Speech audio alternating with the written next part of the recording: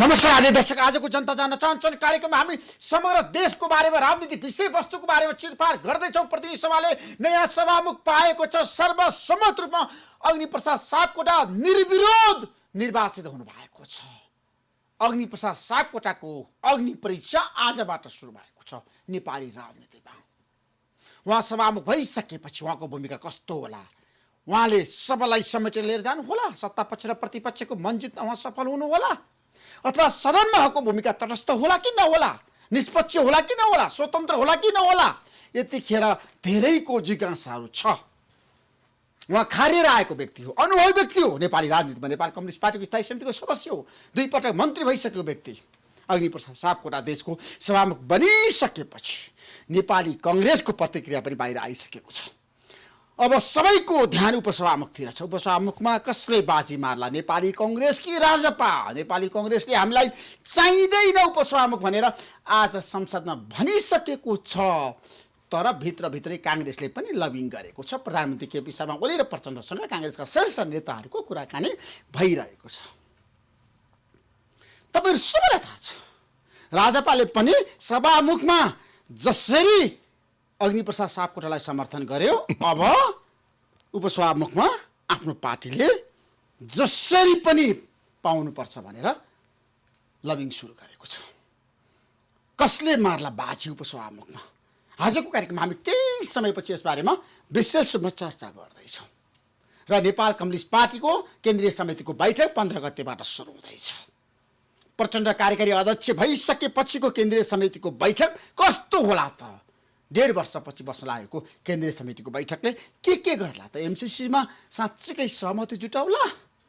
सचिवालयको बैठकले टुङ्ग्याउला कि एमसीसी सचिवालयको बैठकले टुङ्ग्याउन नसक्ने अवस्था सिर्जना भयो भने केन्द्रीय समितिमा फेरि पनि छलफल होला? यसबारे पनि आजको कार्यक्रममा हामी विशेष रूपमा चर्चा गर्दैछौँ। अमेरिकन सरकारको अनुदान लिनुपर्छ भन्ने नेपालका राजनीतिक दलका नेताहरूको, अर्थविदहरूको, पूर्व परराष्ट्र मन्त्रीहरूको र शीर्ष व्यक्तित्वहरूको मत आएको छ। 55 अरब रुपियाँ किन नलिने नेपालले? तर नेपाल कम्युनिस्ट पार्टीभित्र विवाद छ। नेताहरूले यो अनुदान लिन हुन्न भनेर भनिसकेको अवस्था छ। के होला? संसदबाट पारित होला त एमसीसी? अथवा पारित भएन भने नेपालको राजनीतिमा कस्तो किसिमको प्रभाव पर्ला त? आजको कार्यक्रममा हामी यसबारेमा पनि विशेष चर्चा गर्दैछौँ। र प्रदेश नम्बर 2 को सरकार यतिखेर सङ्कटमा छ भनेर धेरैले भन्न थालेका छन्। समाजवादी पार्टी र राजपाको बीचमा द्वन्द्व बढिरहेको छ। नेपाल कम्युनिस्ट पार्टीको समर्थनमा राजपाको नेतृत्वमा प्रदेश नम्बर 2 मा सरकार बनाउने गृह कार्य पनि सुरु भएको कुरा नेताहरूले बताउन थालेका छन्। यसबारेमा हामी केही समयपछि चर्चा गर्नेछौँ। यतिखेर हाम्रो बीचमा राष्ट्रिय प्रजातन्त्र पार्टी संयुक्तका अध्यक्ष पशुपति शमशेर जवारा हुनुहुन्छ। तपाईँलाई म जनता जान्न चाहन्छ कार्यक्रम स्वागत गर्न चाहन्छु। धेरै धन्यवाद। तपाईँको सम्पूर्ण दर्शकलाई मेरो र राष्ट्रिय प्रजातन्त्र पार्टी संयुक्तको तर्फबाट नमस्कार। अब नेपाल भारत सम्बन्ध कस्तो छ? आज स्वतन्त्र दिवस भारतले भव्य रूपमा मनायो। हो, तपाईँ के भन्नुहुन्छ? नेपाल भारत सम्बन्ध मेरो विचारमा अहिले अब ठिकै अवस्थामा अगाडि बढेर देखिन्छ। त्यस्तो केही तनाव आएको चाहिँ देखिन्न। तर अत्यन्त शुभ लक्षणहरू पनि देखिएको छैन। नेपाल भारत सम्बन्ध राम्रो छ, प्रगाढ छ, सुमधुर छ भनेर तपाईँको तर्क हो? अहिले केपी शर्मा ओली र मोदीको बीचमा राम्रो सम्बन्ध छ? अब होला नै। अब बाहिर देखिया सम्पूर्ण कुराले भएकै देखिन्छ। त्यसमा कुनै दरारहरू, अन्तर्द्वन्द्वहरू, विवादहरू छैन नेपाल भारत सम्बन्धमा? अहिले त्यस्तो केही छ जस्तो लाग्दैन मलाई। अनि कालापानी कहाँ पुग्यो? लिपुलेख कहाँ पुग्यो? ती मुद्दाहरू त उठाउन छोडे नि पशुपति शमशेर राणाजी। होइन, अब लिपुलेख र कालोपानी त नेपालकै हो, त्यसमा कुनै सन्देह पनि छैन। त्यो पुरानो सन्धिबाट त्यो हाम्रो भएको हो। अब त्यसको लागि सरकारले राम्रो पहल गर्नुपर्छ। त्यो अहिले जुन ढङ्गबाट चाहिँ बाहिरबाट त्यो आएको त्यो नक्साहरू छ, त्यसलाई हामीले स्वीकार गर्नु हुँदैन। तर पनि त नेपालमा राष्ट्रिय मत छ, सर्वपक्षीय मत छ, सबै पोलिटिकल पार्टी एक छन्, तर अझै वार्ता हुन सकेका छैन भारतीय पक्षसँग। अब किन गर्न सकेन? त्यो केपीजीले जवाफ दिनु पर्यो, होइन? यसबारेमा तपाईँले प्रधानमन्त्रीसँग कुरा गर्नु भएको छैन? हामीसित कुरा भएको छैन। यो त सरकारले पहल गर्ने कुरा हो कि अरूले पहल गर्न साध्य हुँदैन। सरकारको पहल चाहिँ अब परराष्ट्र मन्त्री अहिले हुँदैछ, परराष्ट्र मन्त्री लगायत प्रधानमन्त्रीले यसमा चाहिँ पहल गर्नु पर्यो, त्यो जमिन नेपाललाई फिर्ता गराउनु पर्यो। तर कसरी फिर्ता गराउने? भारतले दाबी गरिरहेछ कालापानी हाम्रो हो, लिपिलेक हाम्रो हो, लिम्बेदोरा हाम्रो हो भनेर। अब दाबी गरे हिन्दुस्तानले दाबी गरे तापनि सत्य तथ्य कुरा त्यो नेपालको। त्यसमा नेपाल भारत सम्बन्धमा कुनै दरार छैन भने तपाईँको निष्कर्ष हो आजको दिनमा? होइन, यसो हेर्दाखेरि त्यस्तो केही दरार देखिएको म पत्ता लगाउन सकेको छैन। भारतले प्रगति गरिरहेछ, उन्नति गरिरहेछ, आर्थिक रूपमा पनि अगाडि बढिरहेछ। तर हामी जहाँको त्यहीँ छौँ नि, हामीले प्रगति गर्न सकेनौँ। किन? के कारणले? अब यही कुरा सबभन्दा सरकारको गल्ती भएको चाहिँ यही मामलामा हो। 2 वर्षको दरमियानमा आर्थिक गतिविधिमा एउटा उल्लेखनीय काम के अत्यन्त उल्लेखनीय काम केही भयो भनेर देखाउने केही पनि छैन। अहिलेको सबभन्दा ठुलो यो भनौँ न यो विडम्बना, यो बहुदलीय व्यवस्था आएदेखिको सबभन्दा बलियो सरकार, सबभन्दा ठुलो बहुमत भएको, भारी बहुमत भएको सरकार छ। तर त्यो सरकारले नीतिगत रूपले नेपाली जनतालाई भलो हुने काम गरेको चाहिँ देखिन सकेका छैन। आर्थिक रूपमा हामी सम्पन्न हुन सकेका छैनौँ। केही सुधार भएको छैन अर्थतन्त्रमा केपी शर्मा ओली प्रधानमन्त्री भइसकेपछि। 2 वर्षमा मैले चाहिँ त्यस्तो उन्नति भएको के पनि देखेँ। भ्रष्टाचार अन्त्यको लागि पहल गरेको छैन वर्तमान सरकारले। सरकारको काम चाहिँ आर्थिक क्षेत्रमा उल्लेखनीय काम भएको देखाउने के पनि छैन के। यो यत्रो भारी बहुमत भएको सरकारले त विशेष उल्लेखनीय कामहरू गरे हुनुपर्ने, नेपाली जनताको सेवा गरे हुनुपर्ने, नेपाली जनतालाई सुख दिनुपर्ने ठुल्ठुलो काम गर्नुपर्छ के। अब ठुल्ठुलो काम भने चाहिँ के पनि भएको छैन। त्यसो वर्तमान सरकार सफल कि असफल तपाईँको दृष्टिकोण ठम्ब्याइमा विचारमा? वर्तमान सरकारको 2 पक्ष छ। एउटा पक्ष राजनीतिक पक्ष होइन। राजनीतिक पक्षमा हामीले हेऱ्यौँ भने केपी शर्मा ओलीले जुन ढङ्गबाट चुनाव लड्नुभयो, भारी बहुमत हासिल गर्नुभयो, अनि नेपाल कम्युनिस्ट पार्टीलाई एकत्रित गराउन सक्नुभयो, त्यतापट्टि उहाँको उल्लेखनीय योगदान भएको देखिन्छ। त्यति जोड्न सक्नु होइन, यत्रो भारी बहुमत राख्न सक्नुमा। अब जहाँ तक प्रशासनिक पक्षमा र आर्थिक पक्षमा जान्छ उहाँको चाहिँ उल्लेखनीय काम के पनि देखिन्न। तर अब अमेरिकाको अनुदान नेपालमा आउँदैछ 55 अरब रुपियाँ। एमसिसी त पारित होला नि। तपाईँ विपक्षमा कि पक्षमा? होइन, हामी त मेरो विचारमा हो कि यो हेराइ चाहिँ अलिकति मान्छेहरूको मिलिया छैन। कुनै पनि सरकार होइन, चाहे त्यो अमेरिका होस्, चाहे त्यो चीन होस्, या चाहे त्यो हिन्दुस्तान होस्, जो होस्, उनीहरूले आफ्नो स्वार्थ पनि राखेर काम गरे हुन्छन् होइन। हामीलाई चाहिँ माया गरेर त कसैले पनि पैसा दिँदैन। एड भने फरेन पोलिसीको एउटा अंश हो। उनीहरूले दिने चाहे त्यो ऋण होस्, चाहे सहायता होस्, उनीहरूले दिने जुन अनुदान होस्, उनीहरूले दिने कुरा चाहिँ उनीहरूको समेत नीतिलाई राखेर उनीहरूले दिन्छन्। अब हामीले के गर्न सक्नुपर्छ भने हामीले आफ्नो राष्ट्रिय हित र स्वार्थलाई अगाडि सारी त्यो राष्ट्रिय हित र स्वार्थमा कुनै किसिमको डगमगाउन नदिकन सहायता लिन सक्नुपर्छ। त्यसभए अमेरिकासँग नेपालले जसरी समझदारी गरेछ, सम्झौता गरेछ, हस्ताक्षर गरेछ, त्यो अनुदान लिनुपर्छ। त्यसमा विवाद गर्नु हुँदैन। होइन, अनुदान लिने एउटा पक्ष हो कि स्वार्थ र हित रक्षा गर्ने अर्को पक्ष हो। तपाईँलाई के लाग्छ राष्ट्रिय हितको पक्षमा छ कि छैन यो अनुदान? अब त्यो कसरी खेलिन्छ कि सरकारले खेल्दाखेरिमा त्यो अनुदानलाई कसरी चाहिँ त्यो चाहिँ प्ले गरिन्छ त्यसमा हो।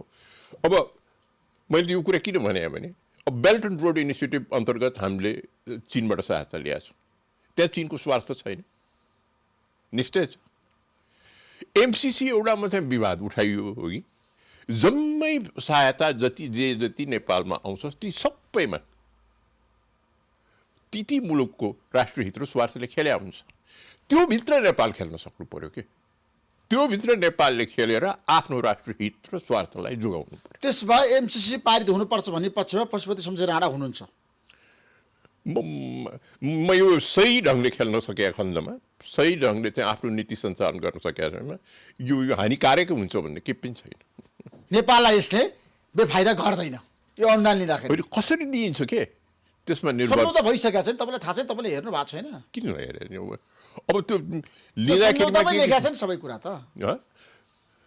यसको बारे क्ल्यारिफिकेसन उसले अमेरिकन सरकारले पनि प्रशस्त निकालेको छ, हाम्रो सरकारले पनि प्रशस्त कुरा बोलेको छ हो कि। अब ती कुराहरू चाहिँ व्यवहारमा कसरी गरिन्छ त्यो हेर्नुपर्छ। अमेरिकाले नेपाललाई सैनिक गठबन्धन लिएर जान चाहेको हो त, तपाईँलाई के लाग्छ? नेपाल सैनिक गठबन्धनमा त किन जानुपर्छ मेरो विचारमा? त्यो यो एमसिसीमा सहयोग लिने बित्तिकै सैनिक गठबन्धनपट्टि जाने भए त्यो मैले भने नि त्यो परराष्ट्र नीतिको सरकारले सञ्चालन गर्ने विधिमा निर्भर गर्छ। इन्डो पेसिफिकमा चाहिँ नेपाल जानुपर्छ भन्ने जनमत छ नि? थाहा छैन म के जनमतले के भनिरहेको थिएँ यस विषयमा भन्ने मलाई थाहा छैन हो कि। अब साधारणतया नेपालले चाहिँ गठबन्धन सठबन्धनमा जाने गरेको छैन। अब तपाईँकै पार्टीको कुरा गरौँ, तपाईँलाई थाहा छ नेपाली राजनीतिमा पूर्व पञ्चहरूको पार्टी लथालिङ्ग छ, भताभुङ्ग छ। तपाईँहरूको चिरा छ पार्टीको कुरा गर्ने। अब हामीले खोजेको सफलता हासिल गर्न सकेका छैन। राप्रपा संयुक्तमा पनि अहिले गणतन्त्रको एजेन्डा फेरि उठान भएको छ। सुनिल थापाले भन्नुभएको छ गणतन्त्रको विकल्प छैन, गणतन्त्रलाई आत्मसात गर्नुपर्छ। तपाईँ कहाँ हुनुहुन्छ आज? गणतन्त्रलाई तपाईँले साथ दिने कि नदिने? होइन, अब हामीले पार्टी अपनाएको जुन नीति छ, हामीले लिखित नीति अपनाएका छौँ है। त्यस नीतिभित्र हिन्दू राष्ट्र र अब केही हदसम्म यो मुलुकलाई हामीले बेसिक के भनेका छौँ भने राज संस्थाबारे पनि प्रजातन्त्रमा ठाउँ हुन सक्छ। यस विषयमा बृहत किसिमको डिबेट गरौँ, यसलाई छलफलमा ल्याउँ, सबै पक्षले कुरा गरौँ। अब सबैको सहमतिले यो गर्न सकियो भने यो राम्रो हुन्छ। तर तपाईँलाई थाहा छ हाम्रो देशको राजनीतिमा तपाईँले राम्रोसँग अध्ययन गर्नुभएको छ, बुझ्नु भएको छ। तपाईँ परिपक्व नेता हो, पशुपति शमशेर जवारा।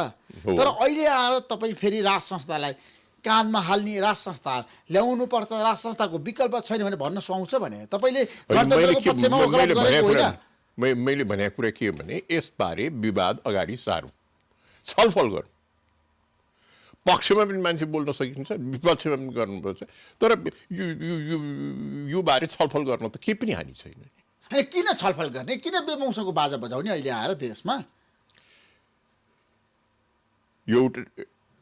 एउटा विषयमा केही पक्षहरूले चाहिँ चाहिन्छ भनेर चाहिँ सोचेका छन्। कसले चाहिन्छ भनेको छ? नेपालमा राज संस्था चाहिन्छ भन्ने मान्छे छ हाम्रो देशमा आज? मेरै पार्टीमा जति प्रशस्त मान्छे छन्, अब राप्रपामै प्रशस्त मान्छे छन्, त्यो भन्ने कमी छैन बाबा। म त्यो भन्ने चाहिँ कोही पनि बोल्दैन। तर सम्भव छैन, सान्दर्भिकता छैन नेपालमा राज संस्था आजको दिनमा। त्यसैले त यसको छलफल त अगाडि सारौँ भनिरहेको छु म। लागुका राज संस्था फर्काउने नफर्काउने भन्ने कुरामा चाहिँ छलफल गरेर त केही।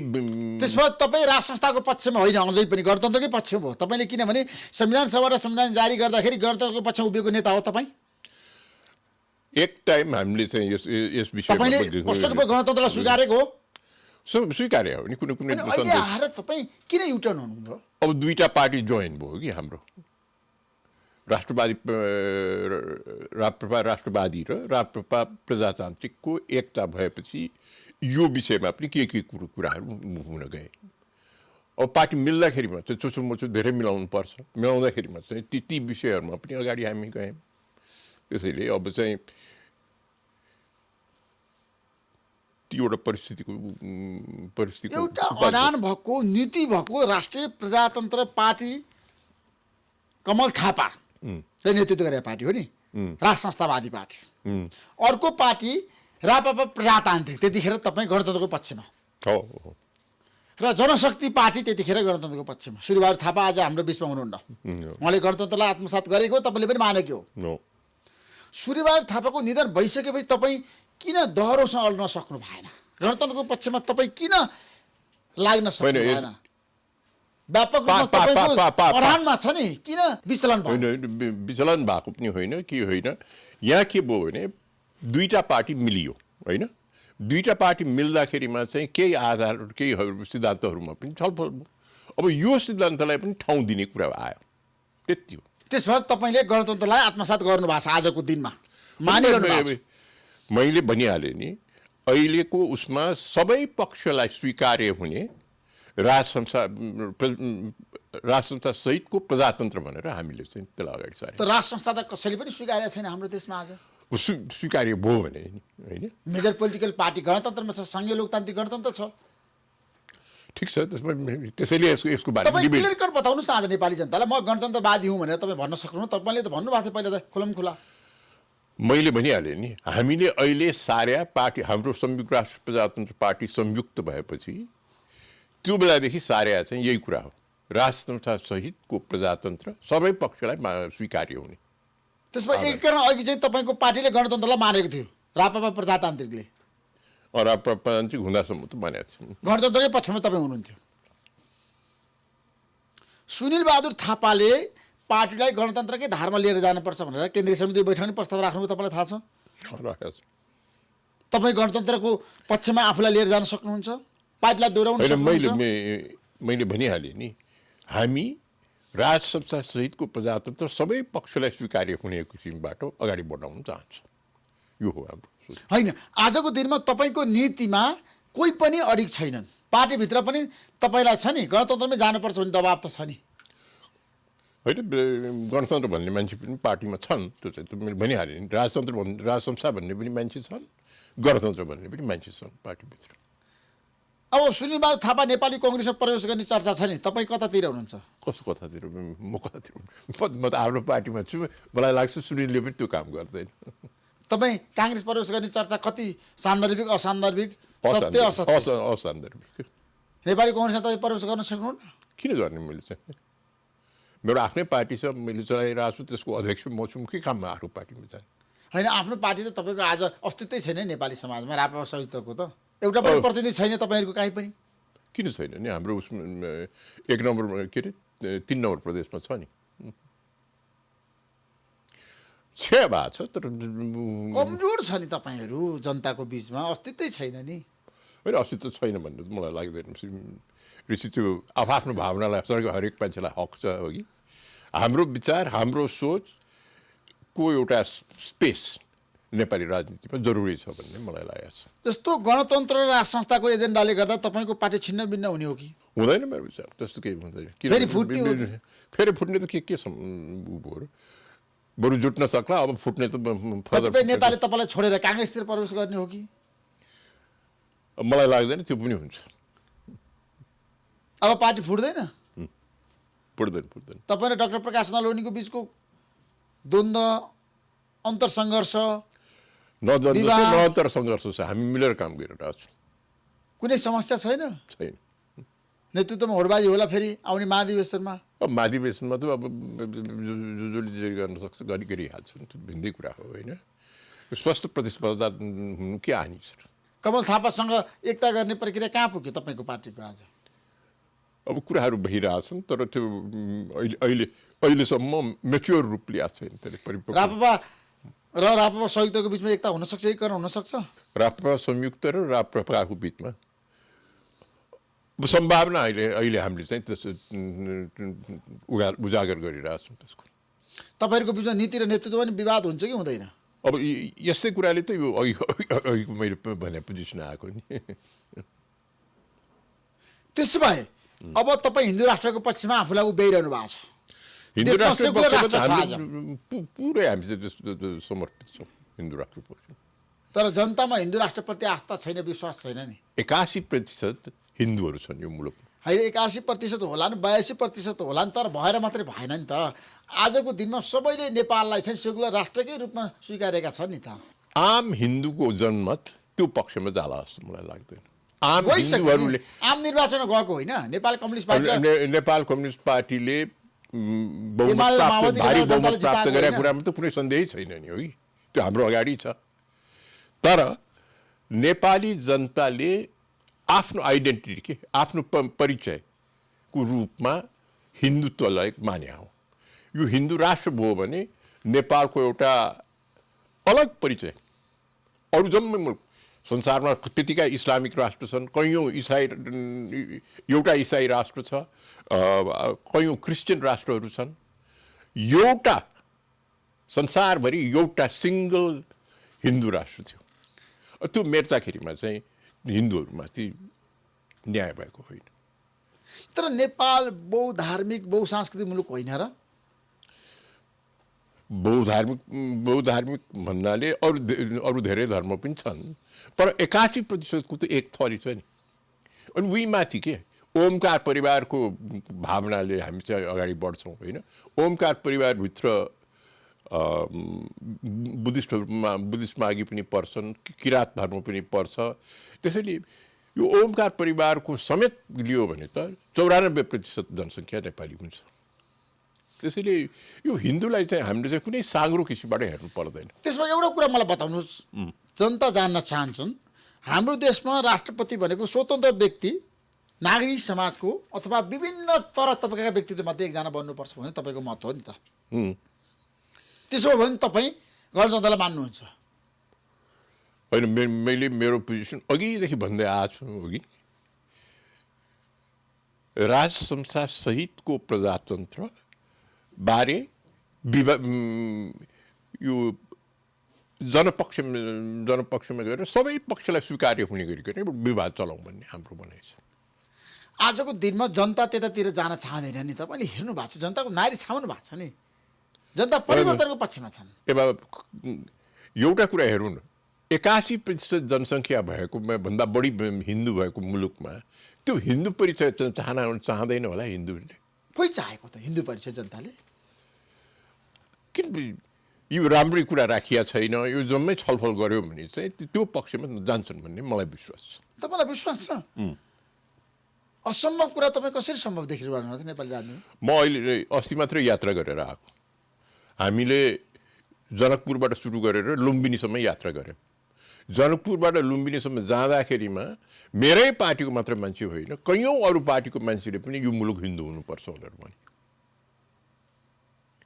त्यसैले यो राम्रो कुरा उठाइया छैन। यो राम्रो कुरा उठाएर जनतालाई प्रस्तुत गरे खण्डमा यो पक्षमा नेपाली जनमत आउँछ भन्ने। अब हाम्रो देशको कुरा गर्दाखेरि काण्डै काण्डमा मुलुक फँसेको छ, जताततै भ्रष्टाचार छ, त्यो कुरा मान्नुहुन्छ तपाईँ? मान्छु। ललिता निवास प्रकरणमा धेरै मान्छेको नाम जोडिएको छ, हो। वाइरबाडी खरिद प्रकरणमा होइन, यो त यो मुलुक त यति भ्रष्ट भएर गयो कि भनेर साध्यै छैन के। त्यसैले चाहिँ त्यो भ्रष्टाचार काण्डै काण्ड छ। कुन मात्र गर्ने के, एटी एयरलाइन्सको कुराहरू हेर्ने कि उसको कुराहरू हेर्ने कि अब त्यो हरेक उहरूमा चाहिँ अब ठेकापट्टामा चाहिँ तलमासी भइरहेको देखिन्छ। साध्यै छैन कि यो मात्रै भनेर नेपालमा छँदै छैन कि भ्रष्टाचार व्यापक रूपले भ्रष्टाचार बढ्या छ। यो कुरा चाहिँ नेपाली जनताले चित्त बुझाइरहेको पनि छैन र नेपाली जनताले आफ्नो नेताहरूबाट खोज्या चाहिँ इमान्दारी हो। त्यो इमान्दारी त छैन नेताहरूमा, अब अहिले चलाउनेहरूमा छैन। Thank you so much Pashupati Shamsher राणाज्यू, महत्त्वपूर्ण समय दिनुभयो। तपाईँलाई म धेरै धेरै धन्यवाद दिन चाहन्छु। हस्त नमस्कार। नमस्कार।